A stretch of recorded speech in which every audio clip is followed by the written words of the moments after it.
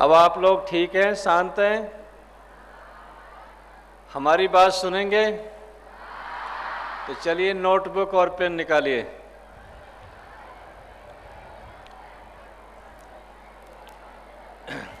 सभी लोग नोटबुक और पेन अपने हाथ में रखिए। आपको अगर सब लोग अच्छा विद्यार्थी बनना चाहते हैं, वेरी गुड, तो आप लिखिए अच्छा विद्यार्थी बनने के लिए जीवन में 3 चीज होना चाहिए। लिखिए number 1 competent,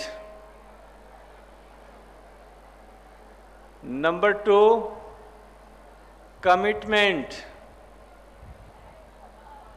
number 3 performance. Number 1 competent, number 2 commitment और नंबर 3 परफॉर्मेंस। कॉम्पिटेंट कहते हैं क्षमता। तो लिखो विद्यार्थी जीवन में क्षमता 5 प्रकार से आती है। विद्यार्थी जीवन में क्षमता 5 प्रकार से पैदा होती है। Number 1 content.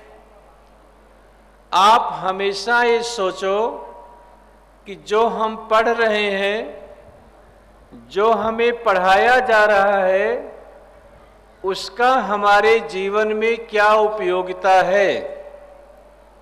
हमें क्या सोचना चाहिए कि जो हम पढ़ रहे हैं, जो हमें पढ़ाया जा रहा है, उसका हमारे जीवन में क्या उपयोगिता है। प्यारे बच्चों, देश काल परिस्थिति के अनुसार लोगों के उद्देश्य बदल जाते हैं और कभी कभी उद्देश्य की परिभाषाएं भी बदल जाती हैं। 20वीं शताब्दी से पहले विश्व में ये मान्यता थी कि जिसको लिखना आता है, पढ़ना आता है, वह व्यक्ति शिक्षित होगा, लिटरेट होगा। लेकिन जिस दुनिया में आपको काम करना है, जहां आपको अपनी जिंदगी के 50-60 वर्ष परफॉर्मेंस करने हैं, उस दुनिया में जिसको लिखना आता है, पढ़ना आता है, उसको इलिटरेट, अशिक्षित समझा जाता है। अब आप लिखो अनपढ़ व्यक्ति के, इलिटरेट व्यक्ति के 3 पहचान होंगे। Number 1 don't want to learn new things. जो नई चीज सीखना नहीं चाहता वह अनपढ़ होगा। Number 2 don't want to forget unusual things. जो बेकार की चीज भूलना नहीं चाहता वह अनपढ़ होगा। और नंबर 3 लिखो डोंट वांट टू रीलर्न। जो नया सीखने के लिए अपने आप को तैयार नहीं रखता वह अनपढ़, इलिटरेट होगा। आप देखिए 1970 में विश्व के एक स्कॉलर आल्विन टफलर ने एक पुस्तक लिखी फ्यूचर शॉक, दूसरी पुस्तक लिखी थर्ड वे और तीसरा लिखा पावर शिफ्ट। तो फ्यूचर शॉक नाम की पुस्तक में 1970 ईस्वी में, एडी में, आल्विन टफलर ने ये विचार दिया कि जिस दुनिया में आपको काम करना है, वहां जिसको लिखना आता है, पढ़ना आता है, वह व्यक्ति शिक्षित नहीं समझा जाएगा। तो केवल लिखना पढ़ना ही महत्व नहीं है। अब आपसे एक प्रश्न करते हैं कि हम क्यों पढ़ते हैं? हम क्यों पढ़ते हैं? कोई विद्यार्थी आकर यहां पर बताना चाहता है हम क्यों पढ़ते हैं? कोई आकर बात करना चाहते हैं? कोई एक आएगा? आ जाओ जल्दी, जिसको आना है। भाई इसको कॉर्डलेस दो बच्चे को।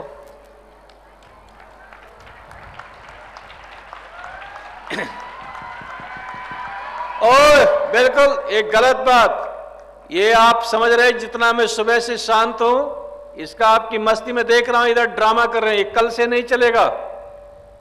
ये आज ध्यान रखना, आज जो कुछ कर रहे हैं फर्स्ट डे है, ये सारी ड्रामे आपके कल से नहीं चलेंगे। यहां पर आपको पूरा डिसिप्लिन में रहना है और सिस्टेट बैठना है।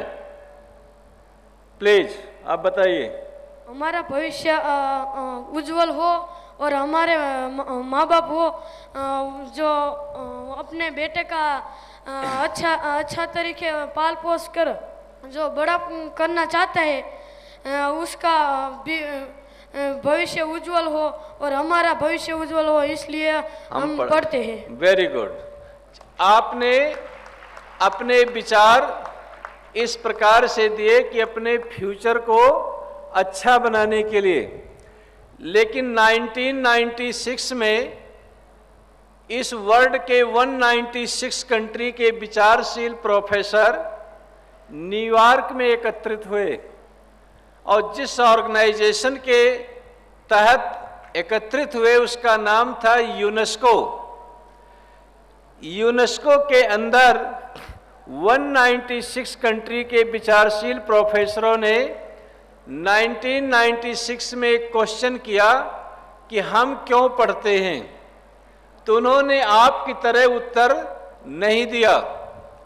उन्होंने इस विषय में 3 दिन तक सोचा, 3 दिन तक चिंतन किया और 3 दिन चिंतन करने के बाद उन्होंने 4 लाइन में उत्तर दिया। आप लिखिए। नंबर 1, लर्निंग टू नो, ज्ञान अर्जन करने के लिए हमें विद्या सीखनी चाहिए। अब प्रश्न उठता है ज्ञान हमको कहां से मिलता है, तो आप लिखिए मानव जीवन में ज्ञान 5 जगह से मिलते हैं। आप लिखिए हमें ज्ञान 5 जगह से मिलते हैं। सबसे पहला ज्ञान हमको फैमिली एजुकेशन, अपने माता पिता परिवार से ज्ञान मिलता है। मानव जीवन की सबसे पहली टीचर जन्म देने वाली माँ होती है। जितना ज्ञान हमको अपनी माँ से मिलता है उतना दुनिया की और कोई पुस्तक किताब से नहीं मिलता है। आप दूसरी बात लिखिए, दूसरा ज्ञान हमको सोसाइटी समाज से मिलते हैं। लैंग्वेज का ज्ञान, कल्चर का ज्ञान, हेरिटेज धरोहर का ज्ञान, ये सब हमें कहां से मिलता है? सोसाइटी से मिलता है, समाज से मिलता है। आप देखिए मैंने कभी स्कूल में जाकर गुजराती लैंग्वेज नहीं पढ़ा, लेकिन मैं गुजराती अच्छी तरह से रीड कर सकता हूं, बोल सकता हूं, समझ सकता हूं। तो ज्ञान हमको कहां से मिला? सोसाइटी से मिला। अच्छा बच्चों चलो, दुनिया में कितनी भाषा हैं जो राइट साइड से लिखी जाती हैं? कितनी भाषाएं हैं, कोई बताना चाहता है? आज ये भी लिख लो, 5 लैंग्वेज ऐसी हैं जो राइट साइड से लिखी जाती हैं और बाकी जितनी भी लैंग्वेज हैं वो लेफ्ट साइड से लिखी जाती हैं। सबसे पहले नंबर 1 हिब्रू, सेकंड अरबी, थर्ड फारसी, फोर्थ सिंधी, फिफ्थ उर्दू। ये 5 लैंग्वेज ऐसी हैं जो राइट साइड से लिखी जाती हैं और बाकी दुनिया की लैंग्वेज लेफ्ट साइड से लिखी जाती हैं। लेकिन लैंग्वेज का ज्ञान, कल्चर हेरिटेज का ज्ञान, सिविलाइजेशन की नॉलेज, ये हमें कहां से मिलती है? सोसाइटी से मिलती है। तीसरा ज्ञान हमको मिलता है, लिखो, करिकुलम, पाठ्यक्रम से, सिलेबस से, स्कूल और कॉलेज में पढ़ने से। और चौथा ज्ञान हमको मिलता है अपने लाइफ के, जीवन के एक्सपीरियंस, अनुभव से। एक दुनिया के बहुत बड़े ग्रेट स्कॉलर थे प्रोफेसर फ्लेमिंग, जिनको फादर ऑफ साइकोलॉजी कहा जाता है। उनके सेंटेंस का एक हिंदी तर्जुमा है, वो है, किताबों में दर्ज था ही नहीं, सिखाया जो सबक जिंदगी ने। जो जिंदगी शिक्षा देती है, लाइफ शिक्षा देती है, वो किसी बुक में नहीं होती है। हमें अपने जिंदगी से बहुत कुछ सीखना चाहिए। और जीवन में पांचवा ज्ञान हमको मिलता है नेचर, प्रकृति से। आप देखिए जितने भी बड़े बड़े आविष्कार हुए हैं, जैसे आप देखिए सर आइजैक न्यूटन ने ग्रेविटेशन की जो डिस्कवर किया, वो नेचर के साथ रहकर किया। आर्किमिडीज ने अपने प्रिंसिपल का डेवलपमेंट नेचर से रिलेटेड होकर किया। माइकल फैराडे ने बिजली का आविष्कार पतंग उड़ा करके किया। साइक्लोन पर थीसिस लिखने वाली व्हीलर विलकॉक्स, एक देखिए नेचर के साथ वाटर को घूमता हुआ देख करके उसने किया। तो learn from nature, learn from experience, learn from curriculum, learn from society और लर्न फ्रॉम फैमिली। ये 5 यूनिवर्सिटी में हमें पढ़ना चाहिए। तो हम क्यों पढ़ते हैं? लर्निंग टू नो, ज्ञान अर्जन करने के लिए हमें विद्या सीखनी चाहिए। हमारे देश के एक बहुत बड़े ऋषि हुए जिनका नाम था महर्षि कपिल। क्या नाम था? महर्षि कपिल ने एक ग्रंथ लिखा है सांख्य शास्त्र। उसके 3रे अध्याय के अंदर 3रे चैप्टर में 23 नंबर सूत्र में लिखा है, ज्ञानात मुक्ति, ज्ञान से मुक्ति मिलती है।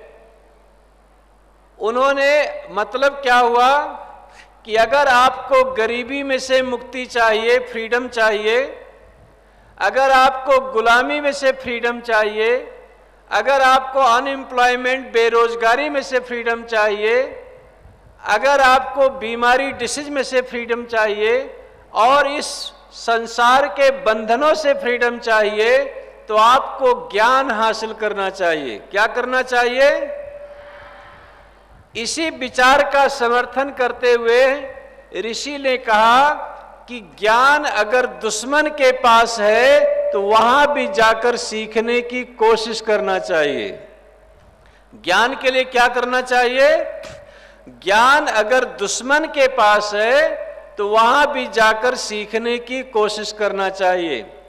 आप 2 शब्द लिखो, energy of thinking and eagerness of learning. सोचने की क्षमता और सीखने की उत्सुकता, ये दोनों को निरंतर जारी रखना चाहिए। प्यारे बच्चों, सोचना बंद तो समझना बंद, और सीखना बंद तो जीतना बंद।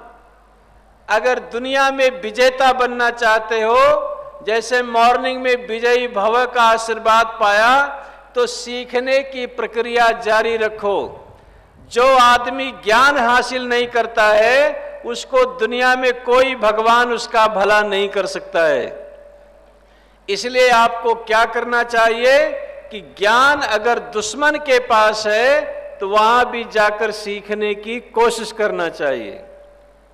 अच्छा, कुछ लोग ये कहेंगे पढ़ने से क्या फायदा? क्यों जी, पढ़ने से कोई फायदा है? खाओ पियो मजा करो, क्या करना है? अभी जैसे यहां पर इधर उधर घूम रहे हैं, क्या फायदा यहां आने का? तो ये आप देखो 621 एडी में अरब ने इजिप्ट पर अटैक किया। कहां अटैक किया? और 642 एडी में इजिप्ट पर अरब ने विजय हासिल किया। 100% इजिप्ट को इस्लाम में कन्वर्ट कर दिया।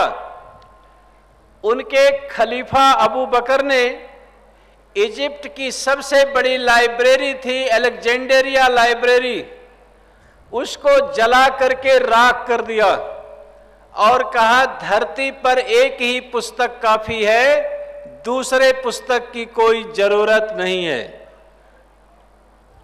आप देखिए 635 एडी में अरब ने इराक पर अटैक कर दिया और 652 एडी में अरब ने इराक पर जीत हासिल किया, विजय हासिल किया। बगदाद में 5 मील लंबी 1.5 मील चौड़ी लाइब्रेरी एजुकेशनल कैंपस था, बहुत बड़ा विद्या का केंद्र था। उनके खलीफा मोहम्मद उमर ने उसको जला करके राख कर दिया। कहा धरती पर एक ही पुस्तक काफी है, दूसरे पुस्तक की कोई जरूरत नहीं है। आप देखिए 1450 में एडी में 1450 ईस्वी में गुटेनबर्ग ने प्रिंटिंग प्रेस का इनोवेशन किया। 1450 ईस्वी से पहले अगर आपको किसी को कम्युनिकेट करना होता था तो कपड़े पर लोग लिख करके अपने विचार एक दूसरे के साथ शेयर करते थे। पेड़ के छाल पर, भोजपत्र पत्र पर लोग लिख करके ऐसे ग्रंथ के रूप में रखते थे। ज्ञान बहुत लिमिटेड लोगों के पास था, लेकिन जब 1450 एडी में गुटेनबर्ग ने प्रिंटिंग प्रेस का इनोवेशन किया तो जो ज्ञान कपड़ों के अंदर था, वृक्षों के छालों के अंदर था, वो ज्ञान किताबों के रूप में थाउजेंड्स ऑफ बुक्स प्रिंट होने लगी और ज्ञान वायरस की तरह फैलने लग गया।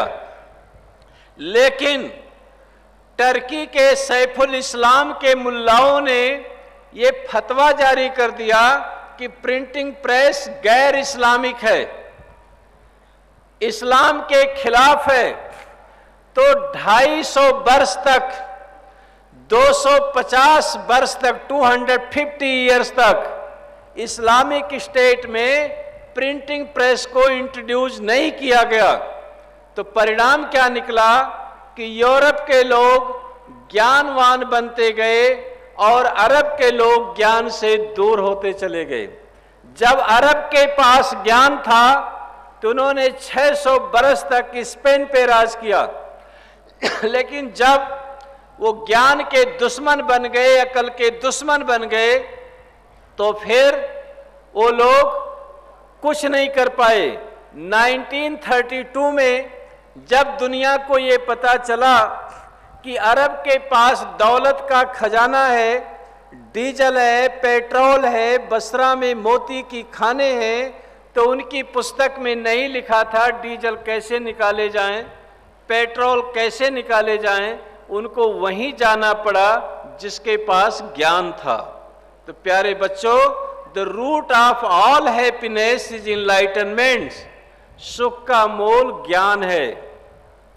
तो अगर आप सुखी होना चाहते हैं, समृद्ध होना चाहते हैं, तो आपको ज्ञान हासिल करना चाहिए। ये बात समझ में आई आपको? तो लर्निंग टू नो, ज्ञान हासिल करने के लिए हमें विद्या पढ़नी चाहिए। और ज्ञान कितने जगह से मिलते हैं? 5 जगह से। वो बात समझ में आ गई? दूसरा पॉइंट है लर्निंग टू डू। कार्यशीलता के लिए हमें विद्या हासिल करना चाहिए। डिलीजेंस विद स्किल, कुशलता युक्त पुरुषार्थ करना चाहिए। आपके काम में किसी भी प्रकार का कोई फॉल्ट न आने पाए। जो काम करो परफेक्ट करो, उसमें आराम से करो, लेकिन उसको ठीक करो। तो कुशलता युक्त पुरुषार्थ, इसी बात को श्री कृष्ण जी ने गीता में कहा, योगः कर्मसु कौशलम। कर्म को कुशलता पूर्वक करना चाहिए। और तीसरी बात, learning to live together and achieve social cohesion, साथ मिलकर रहना सीखो और एक दूसरे का सम्मान करना सीखो। दुनिया में वही देश, वही राष्ट्र प्रगति करेगा जिस देश के सिटीजन आपस में मिलकर रहना सीखेंगे।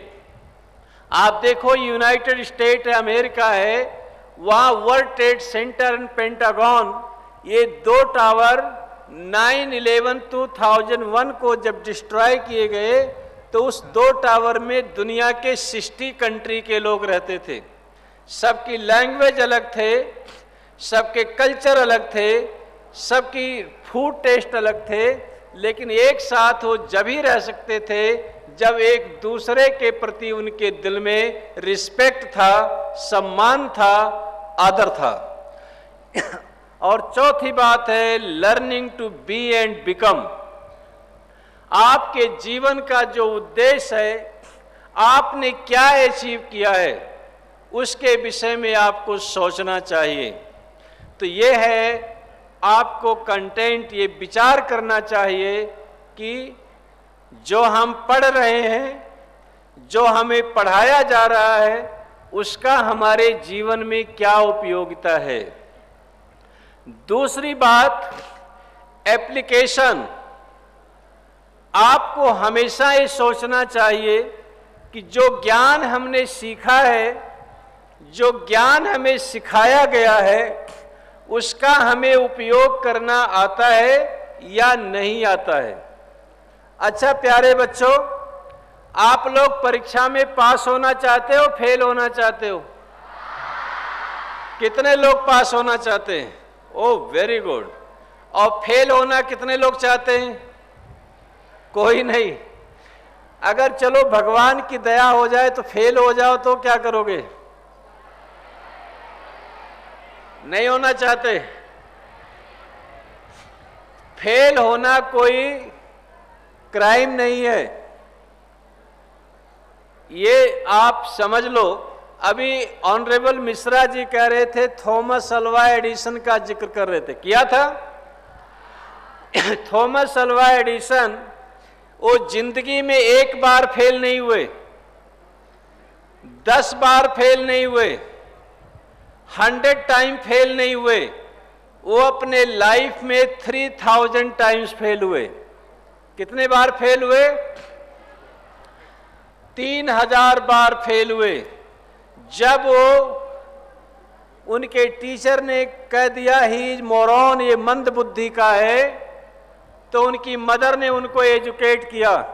लेकिन दिन में वो खेलते थे, रात को केरोसिन जलाकर जब वो पढ़ते थे तो उनकी माँ उनकी पिटाई करती थी कि दिन में आप तो टाइम वेस्ट करते हो और शाम को केरोसिन जलाकर पढ़ना पड़ता है, तो ये सेंट डॉलर कहाँ से आएंगे।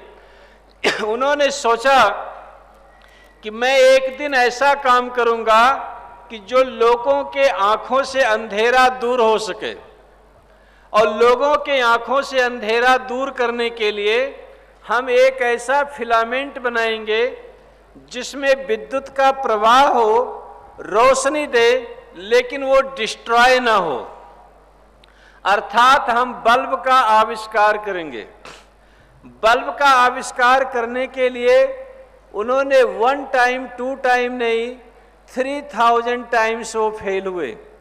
और जब 3000 बार फेल हुए तो लोग ने उनका बड़ा क्रिटिसिज्म शुरू किया और कहा इसके टीचर ने तो बचपन में लिख दिया था ही इज मोरॉन, ये मंद बुद्धि का है, इसको ये लोगों को बेवकूफ बनाता है।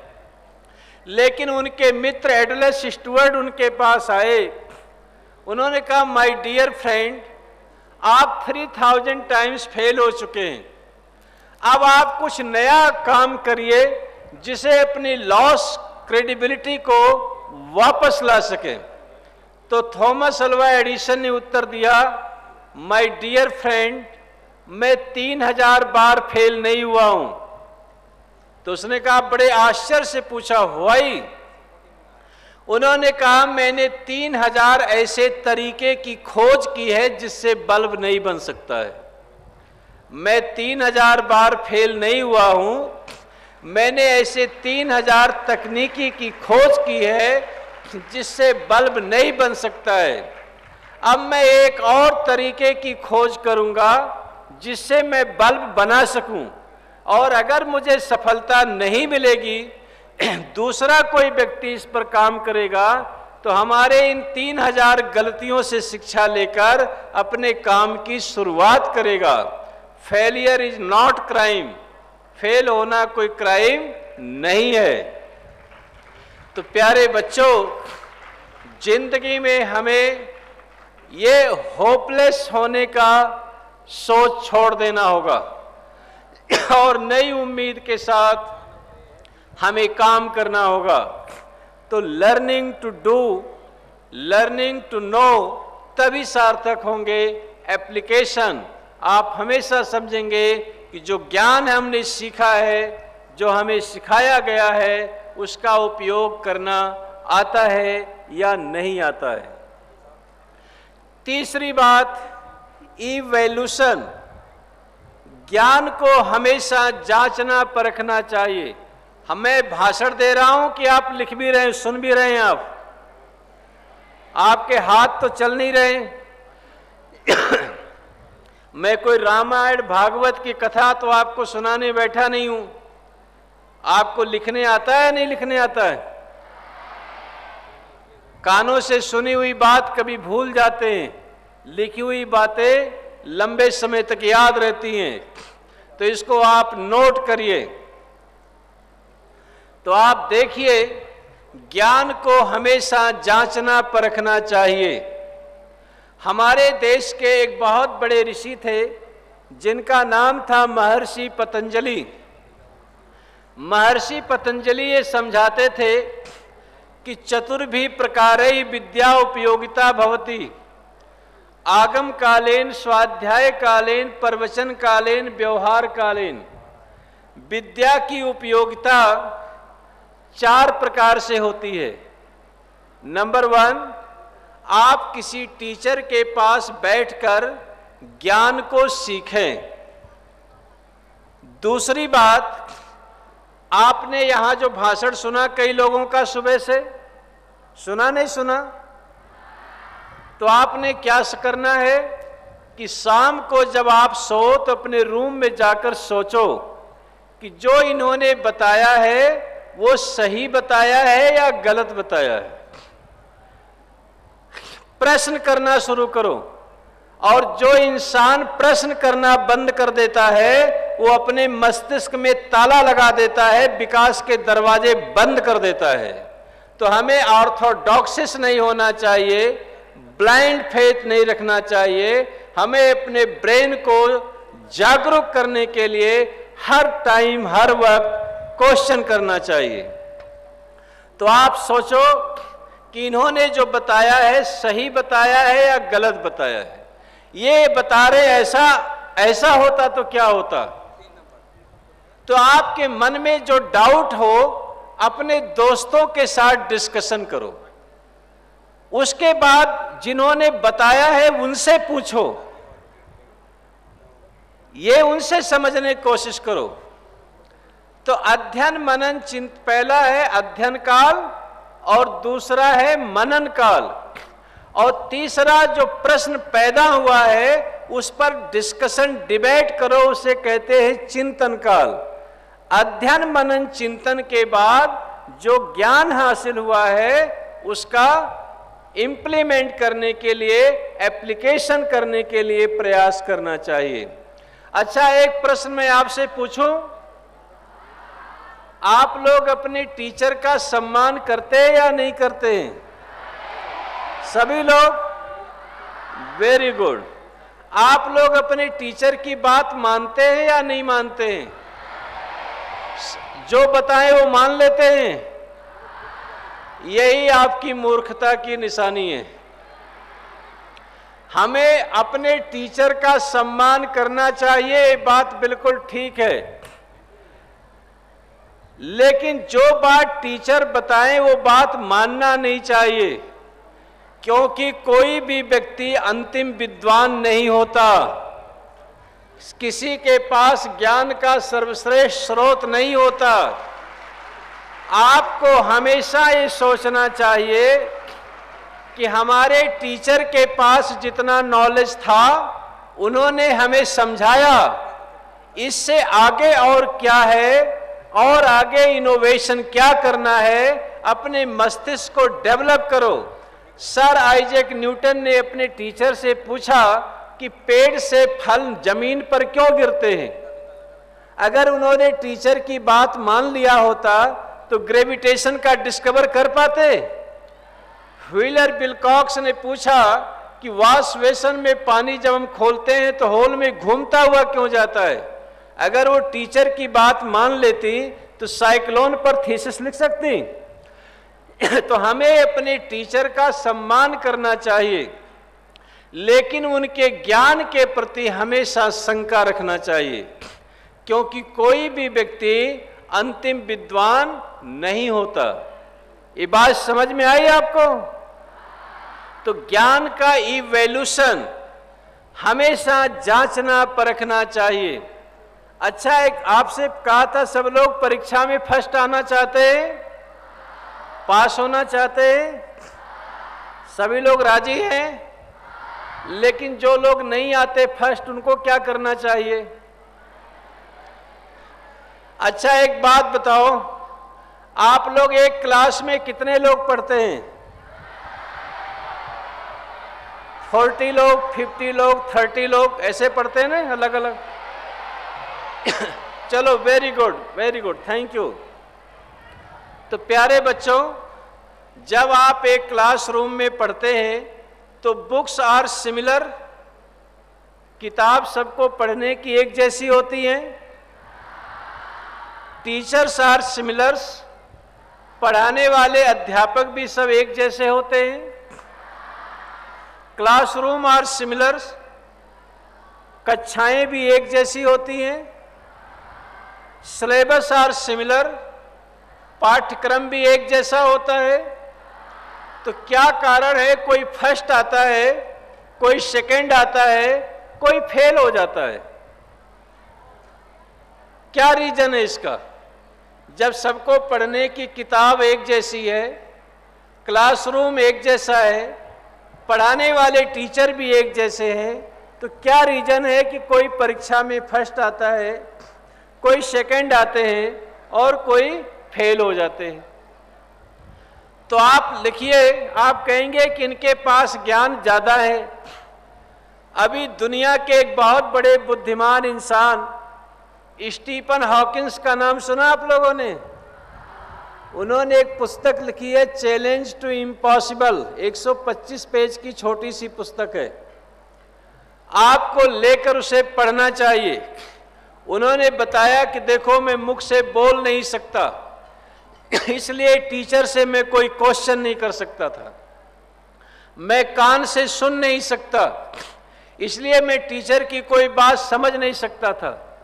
लेकिन उन्होंने इंटरनल प्योरिफिकेशन किया, क्यूरियोसिटी रखी और ज्ञान के उस चरम सीमा को प्राप्त किया जहां उनकी जाने की इच्छा थी। तो प्यारे बच्चों, आपको अच्छा ज्ञानवान बनने के लिए 4 टाइप का प्रैक्टिस करना चाहिए। किस टाइप की प्रैक्टिस करना चाहिए? लिखो इसको, अब कौन सी प्रैक्टिस करना चाहिए? नंबर 1, क्लासरूम में 2 मिनट पहले पहुंचना। ये जिंदगी की पहली प्रैक्टिस है। आपको समझ में नहीं आ रही? तो पहली प्रैक्टिस है क्लासरूम में 2 मिनट पहले पहुंचना। जब आप कोई भी काम पे आओ, सुबह पीटी के समय आते हो तो आपको उठाना पड़ता है। ये तो आप आलसी, आपको उठाने वाले भी आलसी, 2 आलसी भाई भाई मिल गए। अब दोनों को एक्टिव होना पड़ेगा, और नहीं तो डंडे की मार पड़ेगी। मालूम है? आप लोग बीमार पड़ते हैं, किसी को बीमारी लगती है, ताव आता है, मम्मी की याद आती है, तो जिसको बीमार पड़ेगा, मम्मी की याद आएगी, उनको 100 बार उठ बैठ लगाना पड़ेगा कान पकड़कर, और नहीं तो 100 डंडे की मार खानी पड़ेगी। अब आप बॉर्डर पे तैनात हो और आपको दुश्मन अटैक कर रहा है, आपको और मेरे को ताव आ रही, तो आपको कुचल करके वो राज करेंगे।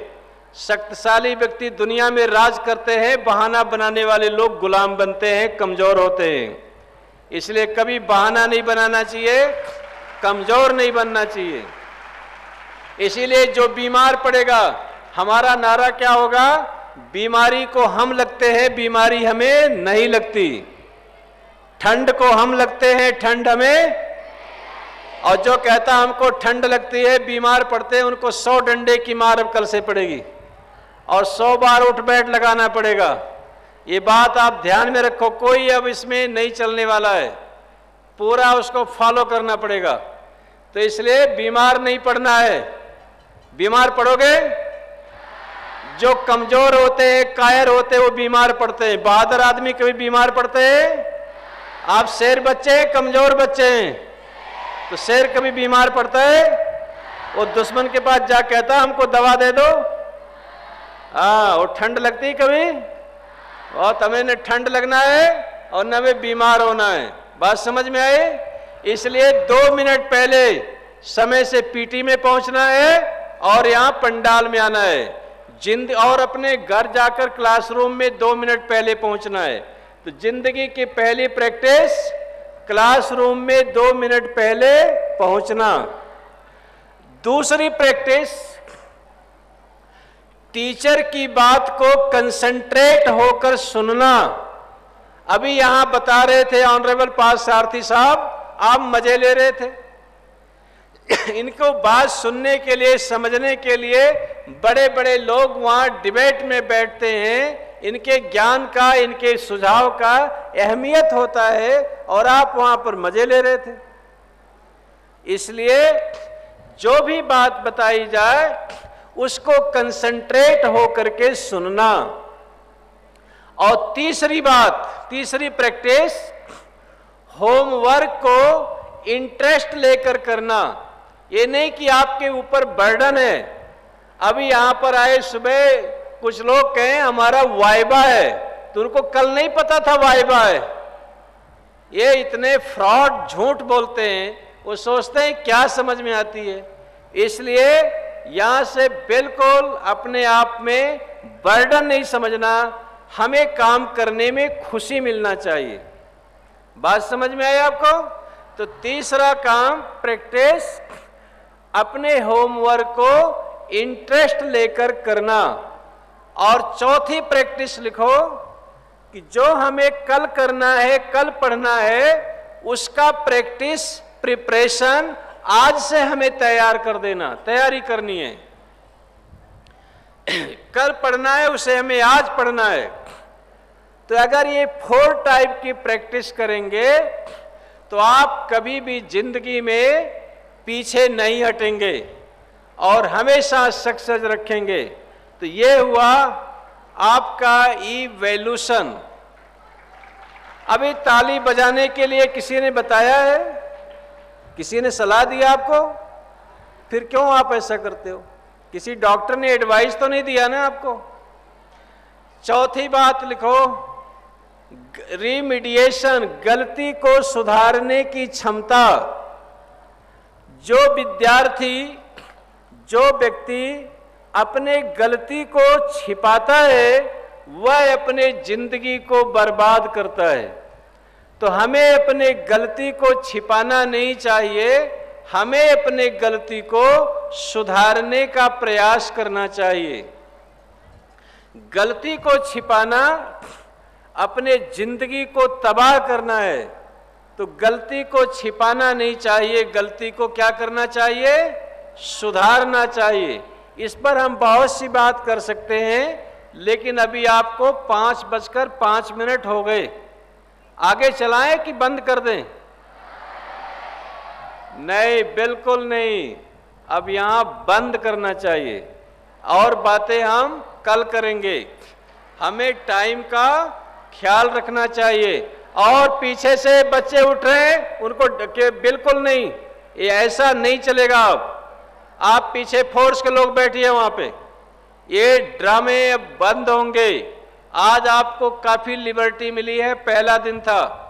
कल से आपको टाइम टू टाइम पालन करना है।